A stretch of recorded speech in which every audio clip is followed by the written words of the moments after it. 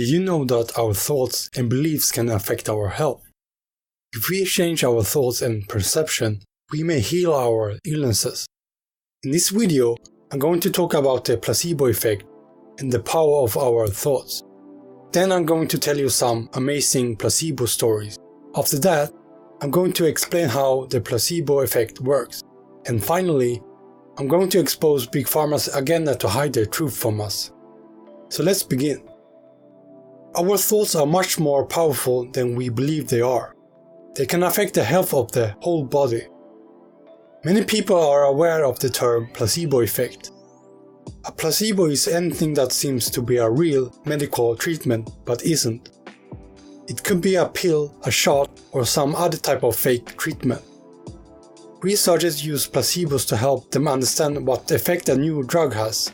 For instance, some people in a study might get a new drug to lower cholesterol. Others receive a placebo. None of the people in the study will know if they got the real treatment or not. Researchers then compare the effects of the drug and the placebo on the people in the study. That way, they can determine the effectiveness of the new drug and check for side effects. Sometimes a person can have a response to a placebo. It can either be positive or negative. For instance, the person's symptoms may improve, or the person may experience side effects from the treatment. Placebo is Latin for I shall please.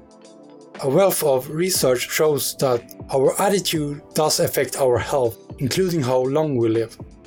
For example, the Mayo Clinic published a study in 2002 that followed 447 people for more than 30 years. Optimists were healthier on the physical and mental plane compared to pessimists. They focused their attention on the best future scenario. Optimists had fewer problems because of their physical and emotional state. They experienced less pain and felt happier, calmer, and more peaceful most of the time. Another Mayo Clinic study followed more than 800 people for 30 years. This study also showed that optimists live longer than pessimists. There are many amazing stories where people heal severe conditions with their thoughts. And there are also situations where people think themselves to death. But let's explore some examples of the placebo effect and how it changed people. Sam Lond was a retired shoe salesman living outside of St. Louis in the early 1970s. Lond and his wife were happily married even if they couldn't have children.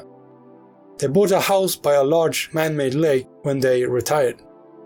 Late one night, the nearby dam burst and crushed their home and swept it away. Sam survived by hanging on to some wreckage, but his wife's body disappeared. 6 months after grieving his wife's death, he got diagnosed with esophageal cancer. It was then that he had met and married his second wife. She agreed to care for him in the little time he had left. A few months after they married, they moved to Nashville. Sam had difficulty swallowing, and his tumor had also spread to his liver.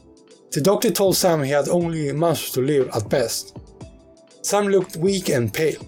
He had high blood glucose levels due to his diabetes, but the rest of his blood chemistry was normal. The only difference was his elevated levels of liver enzymes. Sam got a fortified liquid diet and lots of nursing care and attention. After a few days, he grew a little stronger and felt better. He then began talking to Dr. Meador about his life and the death of his first wife. The doctor then asked him, "What do you want me to do for you?" Sam told the doctor that he wanted to live through Christmas so that he could be with his wife and her family. Dr. Meador told him he would do his best. By the time Sam left the hospital in late October, he felt much better than when he had arrived. His doctor was surprised at how well he was doing. The doctor saw his patient about once a month after that, and each time he looked good. But exactly 1 week after Christmas, Sam's wife brought him back to the hospital. Sam again looked near death. His doctor only detected a mild fever and a small patch of pneumonia on his chest X-ray. All of Sam's blood tests seemed okay. Dr. Meador prescribed antibiotics and put his patient on oxygen, hoping for the best. but within 24 hours Sam Lund died. When the hospital performed an autopsy, they discovered something strange. Sam's liver had almost no cancer. He had only a tiny nodule of cancer in his left lobe and another small spot on his lung. Neither cancer was big enough to kill him. The area around his esophagus was totally free of disease as well, and the abnormal liver scan taken at St. Louis Hospital yielded a false positive. Sam Lund didn't die of esophageal cancer, nor did he die of liver cancer. He also didn't die of the mild case of pneumonia. Is it possible that Sam Lund died from thought alone? Everybody in his immediate environment thought he was dying. So did this cause his death? Fred Mason was a 26-year-old graduate student. He became depressed when his girlfriend broke up with him. Fred saw an ad for a clinical trial of a new antidepressant medication and decided to try it. After he'd been in the study for about a month, he decided to call his ex-girlfriend. The two of them argued on the phone, and after Fred hung up, he wanted to take his life. He grabbed his bottle and swallowed 29 pills from the trial study, but he immediately regretted his decision. Fred desperately called out for help and then collapsed on the floor. A neighbor heard his cry and found him on the ground. Fred told his neighbor that he had made a terrible mistake and didn't want to die. He then asked the neighbor if she could take him to the hospital. When Fred got to the emergency room, he was pale, sweating and drowsy. When the doctors examined him, they found nothing wrong. Only his low blood pressure, rapid pulse, and breathing were abnormal. The medical team asked him what drug he had taken. He told the doctors it was an experimental and antidepressant drug that was part of a trial. Fred then handed them the empty bottle that had info about the clinical trial. The doctors then took some lab tests of Fred. 4 hours later, the lab results came back normal. Then a physician who had been part of the clinical drug trial arrived. The researcher looked into the records of the trial. He then announced that he had been taking a placebo and no drugs at all. After hearing this, Fred's blood pressure and pulse returned to normal within minutes. And as if by magic, he was no longer drowsy either. Fred had fallen victim to the Placebo Effect. A nocebo is a harmless substance that, thanks to strong expectations, causes harm.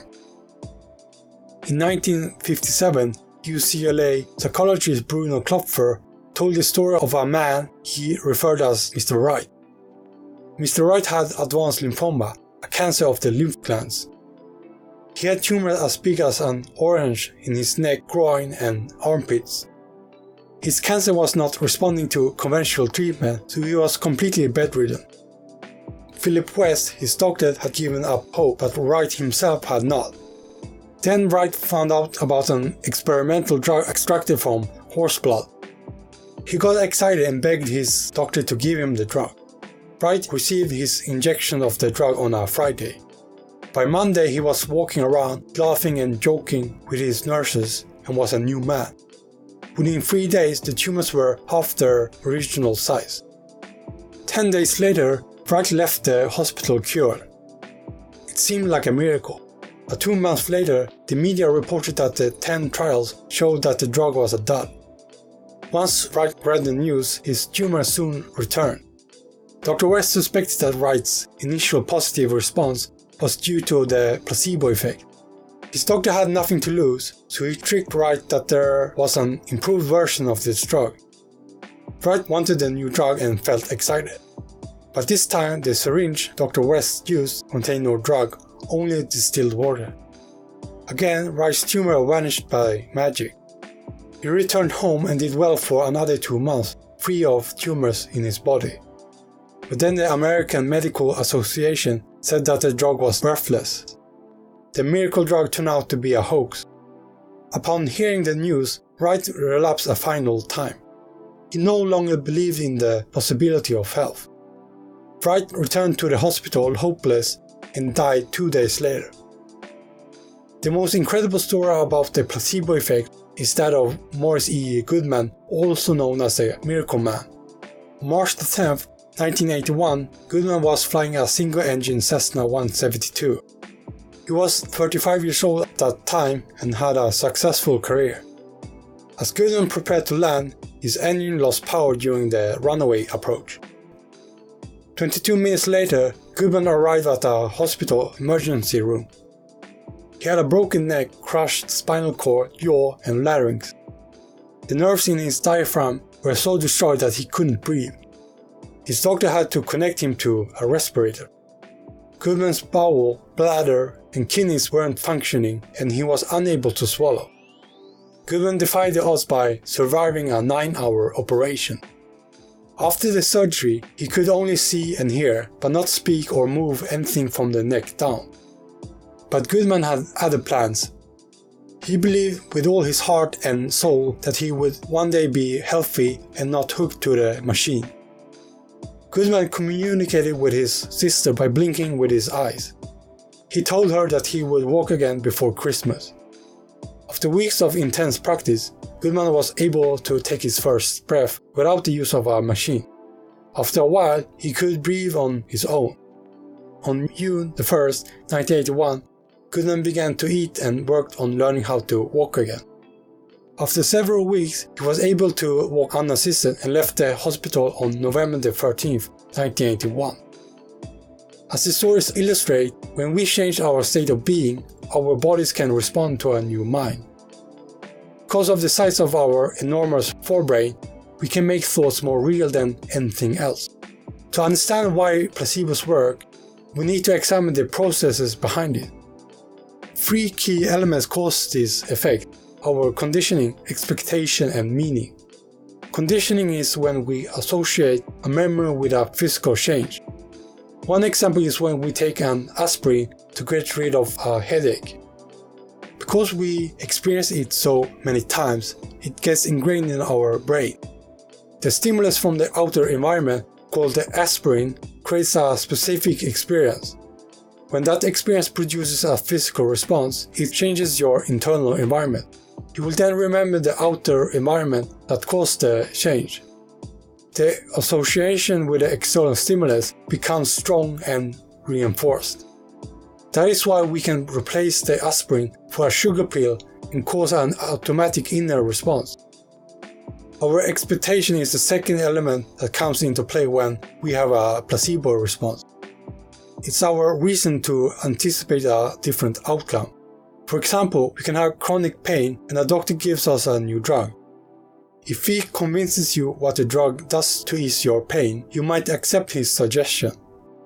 As you take this new medication, something different will happen. You won't be in pain anymore. Then, in effect, our doctor has influenced our level of suggestibility. Once we become more suggestible, we associate the new medication with being pain-free. If the intensity of the emotion is great enough, our brains and our bodies won't know the difference. The brain fires the same neural circuits as it would if our state had changed. If we expect to be pain-free, the body will create the drugs to alter our internal condition. The third element of placebos is the meaning that we give to it.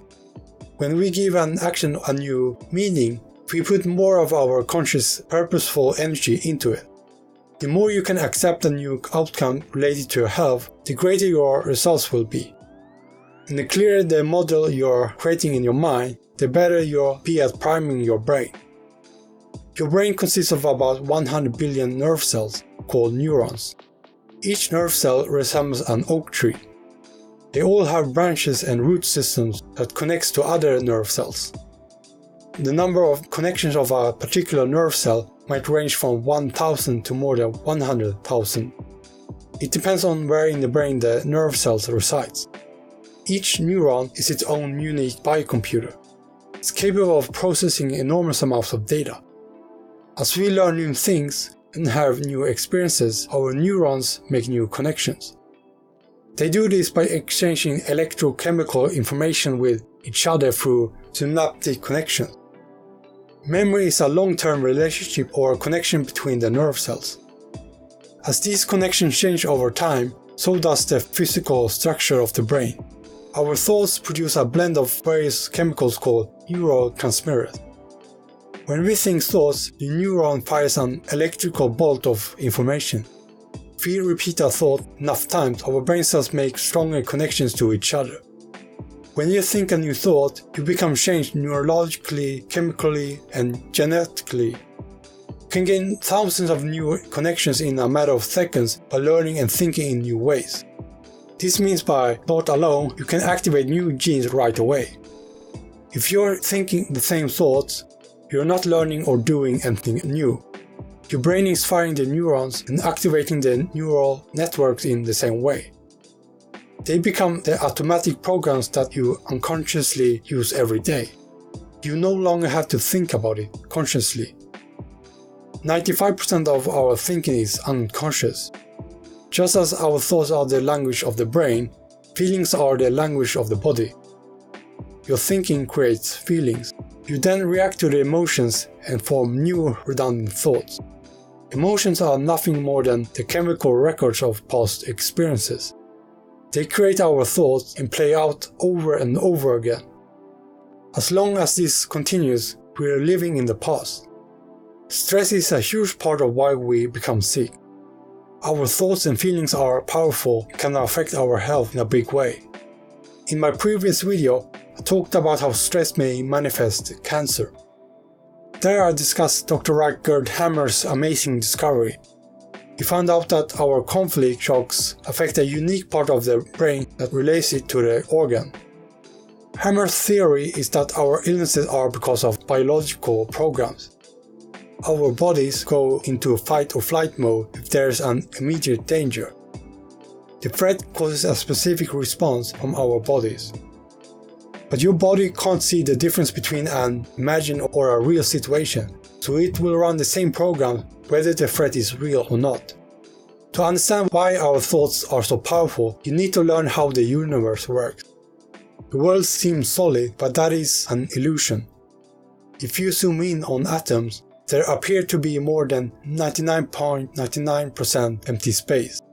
But that space isn't empty, it's filled with energy. No matter how solid that matter may appear to us, it is still energy and information. On the subatomic quantum level, the matter is only momentary.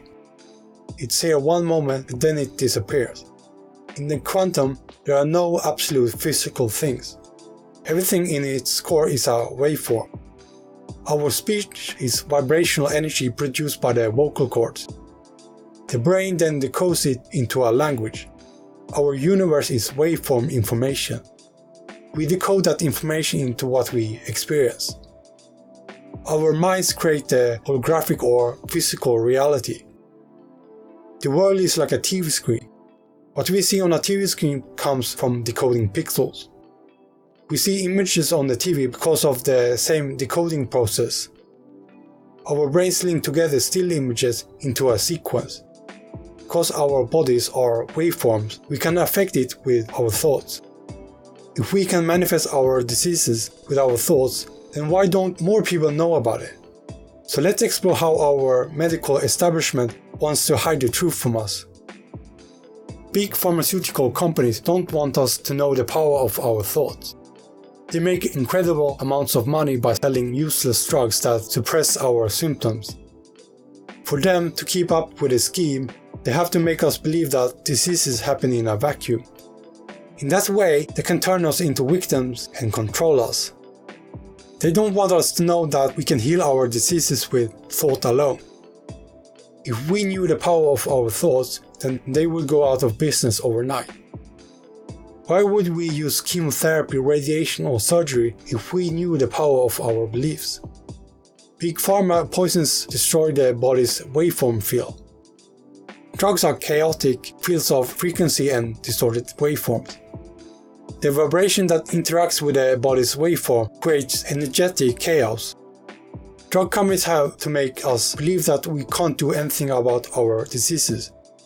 They are not interested in natural remedies because you can't patent them. There is no money in curing a disease. So long as we believe the lie, they can sell their useless drugs. Many people believe that doctors have all the answers. Doctors give a prognosis or life expectancy. If the patient accepts the doctor's view, it becomes a self-fulfilling prophecy. Our fears can cause other biological conflicts that may lead to secondary cancers. Just because doctors say something doesn't mean that it's true. Doctors are the third leading cause of death in the world. Many doctors can have good intentions and want to help people, but as long as drug companies run the show, they are not allowed to cure people. Every time you go to the doctor, there's a huge chance that you will walk away with a subscription. Doctors have never cured any disease, only suppressed them with drugs. They don't know anything about prevention or diet. Drug companies have done a fantastic job of deceiving us. Now and again I get negative comments on my chemo video cause I question this toxic treatment. Some agree that chemo, radiation and surgery are bad, but they still use these treatments because they believe that there are no other remedies available. Many people can't grasp that our thoughts and habits are behind our diseases. They instead follow their doctor's orders because they don't dare to question them. Mainstream medicine has no idea what they are treating. They don't accept that the body is a waveform. It's a system so insane that it can only create more ill people. Their idea is to leave humanity at the mercy of pharmaceutical psychopaths. Mainstream medicine sees only the hologram as something physical. If the medical profession rejects the waveform level, they cannot treat the cause. If you want to heal your body, you have to fix it at a waveform level. Only you can heal yourself, not drug companies. A placebo is anything that seems to be a real medical treatment but isn't. There are three key elements behind the placebo effect: our conditioning, expectation and meaning. Your thoughts can change the physical structure of the brain. Our universe is waveform information. Big pharmaceutical companies don't want us to know the power of our thoughts. So after watching this video, you should now understand that our thoughts can cause and heal our diseases. If you want to learn more about the causes of diseases, then download the organ and gland disease chart. Discover what emotions cause specific organ and gland issues and their muscle connections. The link to this document is in the description below. If you enjoyed this video, then press the like button and subscribe to the channel. Share this video on social media with all your friends and families. Please visit our blog at cancerwisdom.net to learn non-toxic ways to treat cancer. You can also download more free documents in our free resource library and learn other ways to prevent cancer. Thanks for watching, and I'll see you soon.